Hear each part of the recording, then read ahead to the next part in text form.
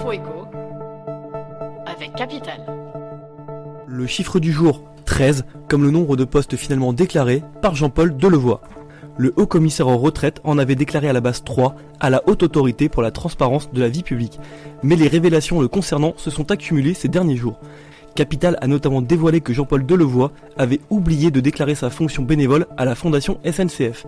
Le haut commissaire a concédé avoir fait une erreur qui serait désormais réparée selon lui.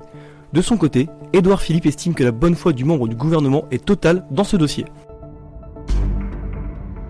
Le coup de gueule du jour est poussé par la Fédération des promoteurs immobiliers d'Île-de-France. Elle a porté plainte auprès du procureur de la République de Nanterre pour escroquerie et tentative d'escroquerie contre Vassili Perinet. Cet homme aurait déposé 20 recours dans les Hauts-de-Seine, bloquant ainsi la construction de 1500 logements à Colombes ou Courbevoie. Ces recours sont jugés abusifs par les promoteurs qui se voient réclamer une somme d'argent pour les voir disparaître. Reste à voir ce que la justice décidera alors qu'elle ne sévit que rarement dans les affaires de ce genre.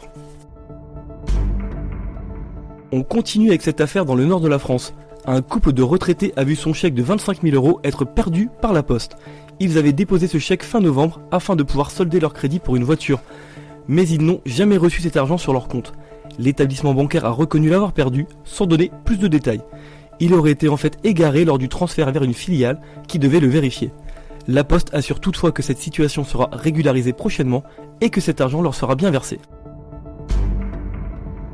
Et on termine avec cette mauvaise nouvelle pour des habitants de Marseille. Plusieurs dizaines de personnes avaient profité de la générosité d'un distributeur de billets la semaine passée. La machine donnait des billets de 20 € au lieu de ceux de 10. La faute à une erreur d'approvisionnement des compartiments selon la caisse d'épargne. Mais à quelques jours de Noël, la banque ne fera pas de cadeau. Elle a assuré que c'est bien la somme qui a été remise aux clients qui sera retirée sur leur compte. Il sera difficile de passer entre les mailles du filet alors que toutes les sommes ont été enregistrées par la machine. C'était l'Info écho avec Capital.